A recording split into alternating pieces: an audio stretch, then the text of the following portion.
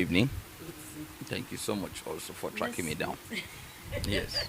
My name is Yerima Shetima, the National President General of Arewa Youth Consultative Forum. Am I really a politician? I am more into activism, though the activism is also a political activism.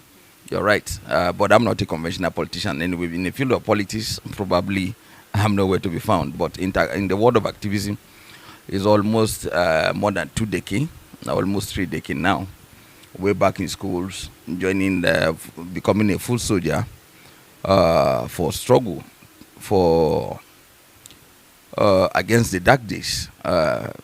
Full soldier during the Nadeko briefly, then subsequent struggle campaign for democracy to Pronaco under Chief Anthony Nauro, which I eventually become the youth leader. At that time, in 2004, also after so many struggle, there was Pronaco that is advocating for a new constitution for the country. And I found myself also in the mix of some of those my mentors, likes of Beko Ramson Kuti, Anthony Nahoro, and Woloshe Inka, named them, many of them.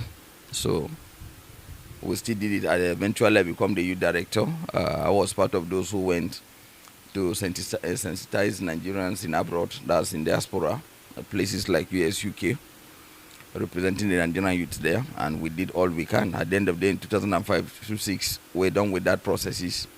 Unfortunately, at that time, also while we were running the Pronaco conference, Obasanjo is also busy organizing the national confab that eventually turned out to be top-time agenda.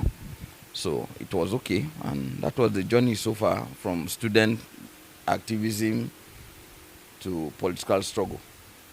Me was nothing other than believe that injury to one is injury to all. That has always been my principle. Having also feel that anywhere I perceive certain injustice, way back since I was very small, even from my primary to secondary school, anywhere I felt I perceived certain injustice against any of my sibling or any of my contemporary at that time, I react. So it becomes an inbuilt something. And that's how I grew, and I still maintain it. So anything I feel or I perceive certain injustice, I react to it, whether it's in my favor or somebody close to me, that this something that is really not too good, never go down with me, I react. And that has always been my principle for over time, and I've always been like this. Well, from experience, I said it and I'll continue to say it. Some of us, by accident, found ourselves in this struggle.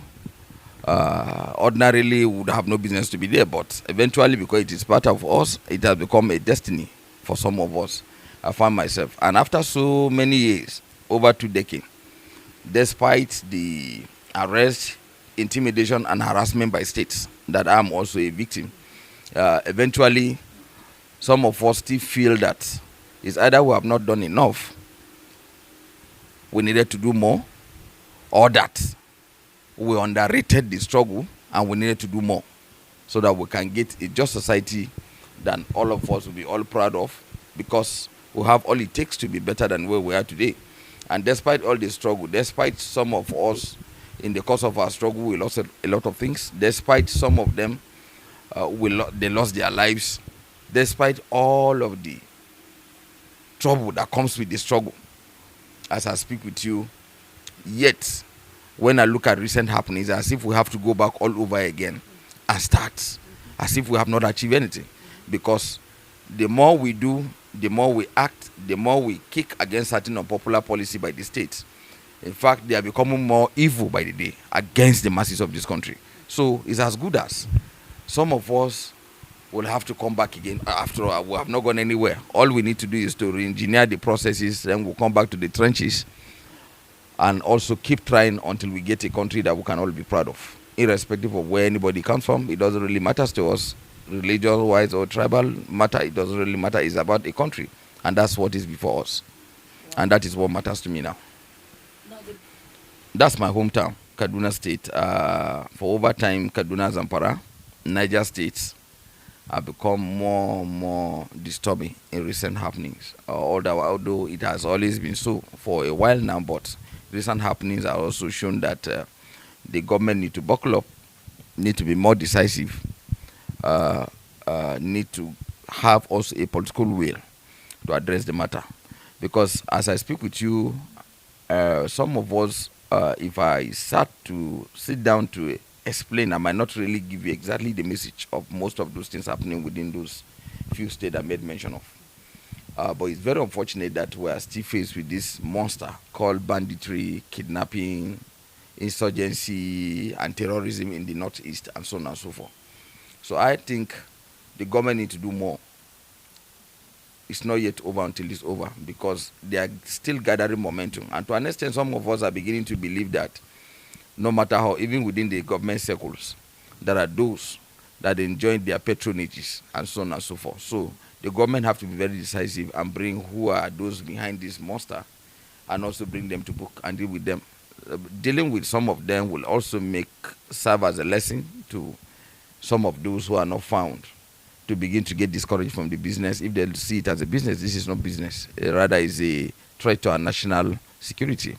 So it's important the government become very decisive and address this issue once and for all. It is indeed, but at the same time, lack of job, illiteracy cannot be an excuse for such a huge crime.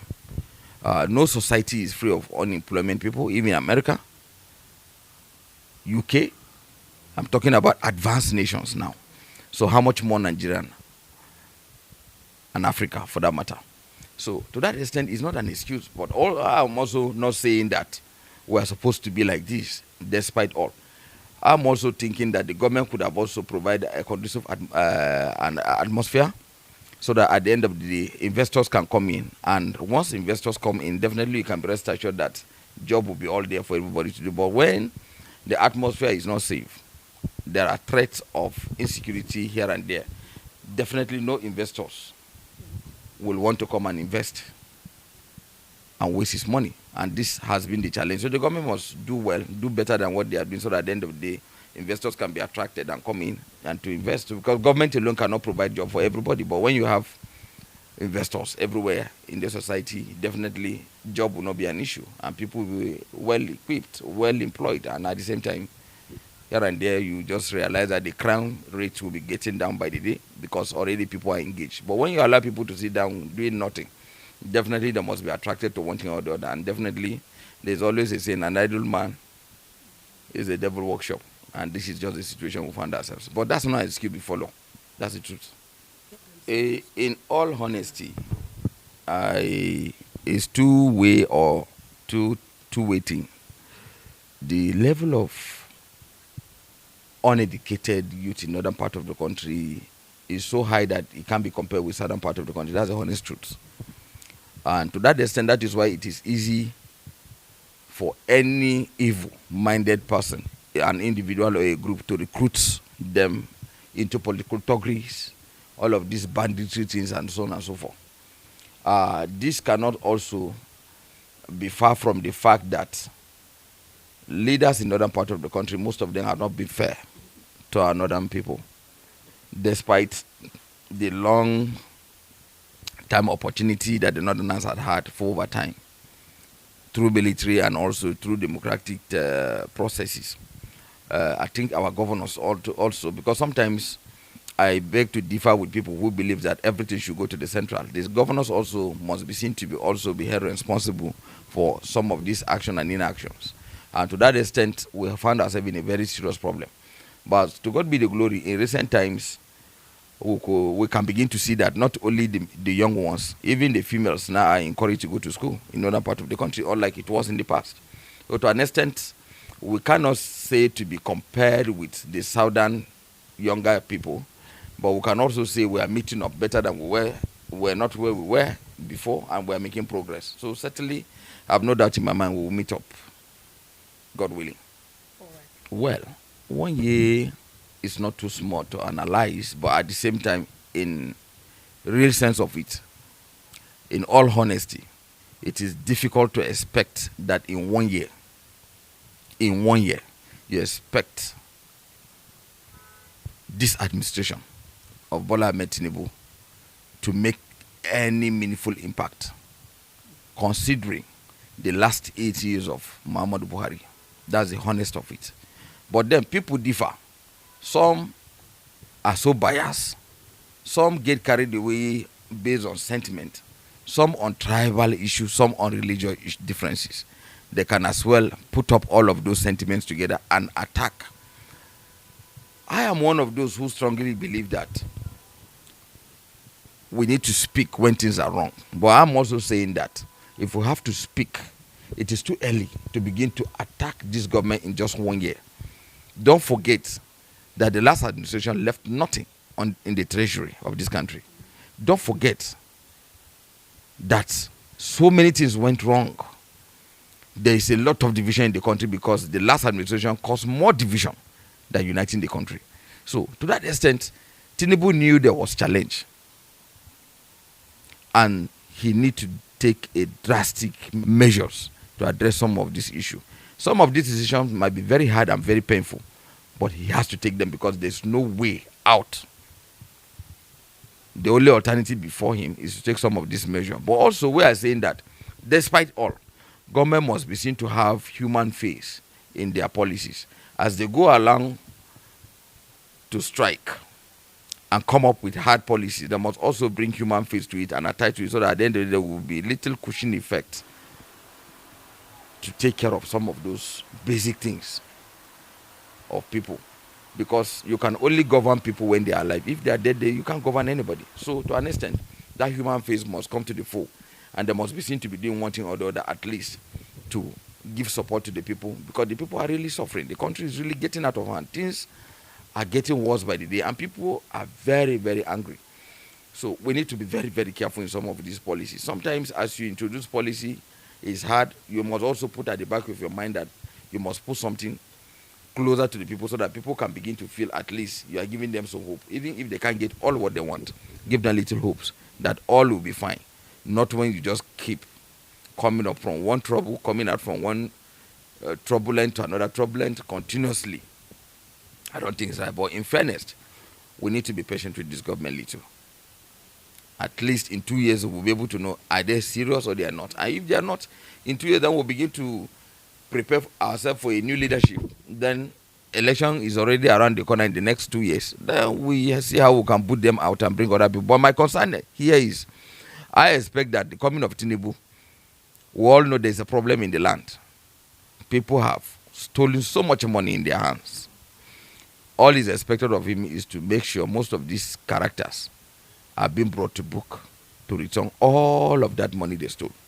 So that to an extent will help the economic to be a bit viable, and at the same time, the government can be a bit productive in terms of what comes in and what goes out. But as it is today, some of us feel he's not doing enough, because these guys must not be allowed to go free without anything happening to them. So they must be brought to book. Getting Sirika is just one, or Hadi Sirika is just one. Emefiele is just little. There are more that we needed, without mentioning names. But he knows them, and we know them, and that's Nigerians.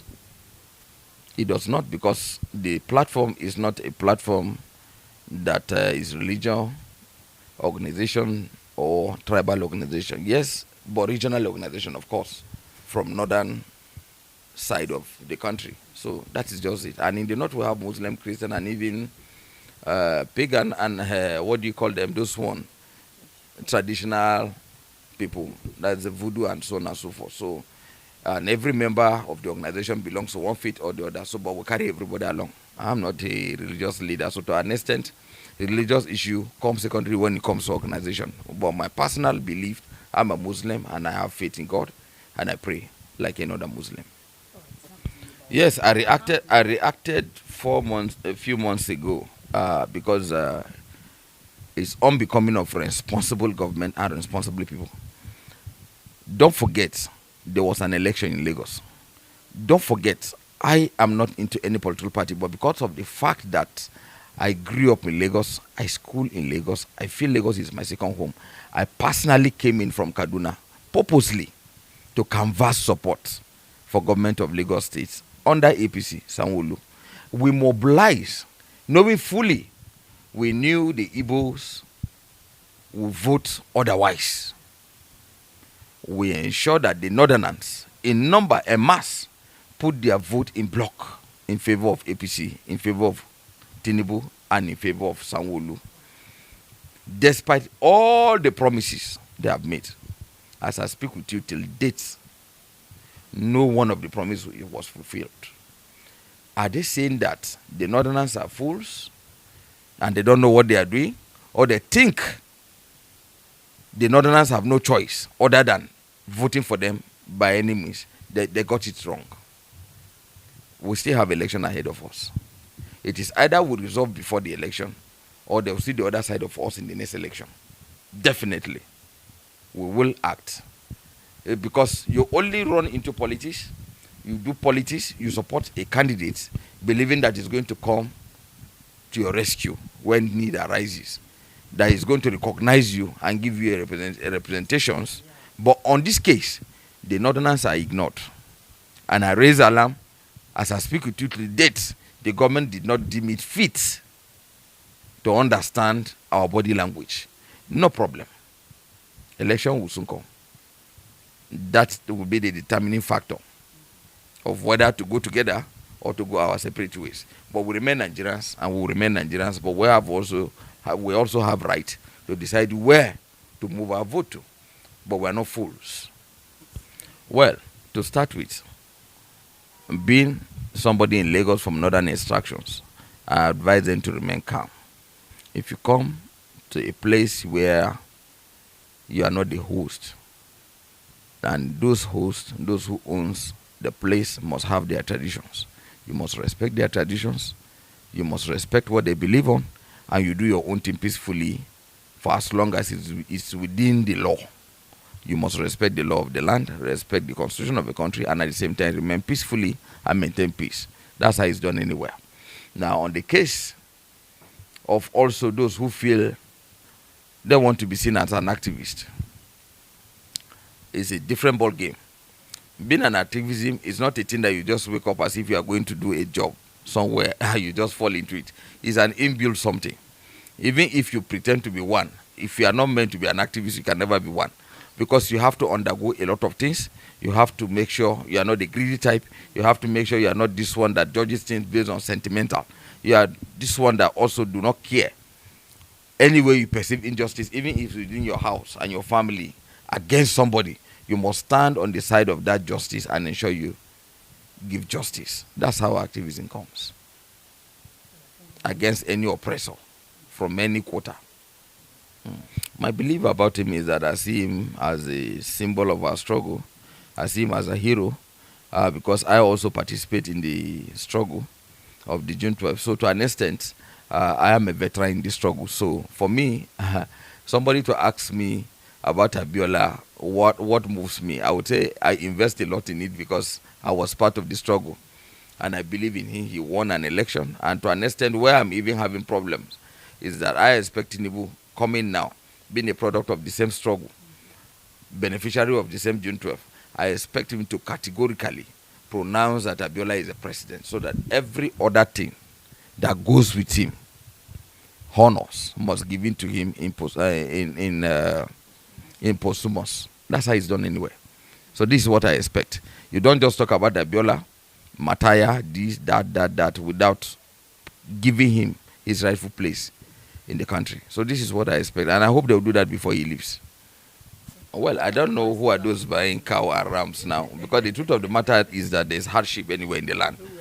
You don't expect everybody to celebrate Salah happily this time around because the hardship is high. And things keep going high by the day. So, but we pray the Salah comes peacefully. It's an opportunity for us to sit down and reflect and pray to Almighty Allah for better things to come in future. That's all.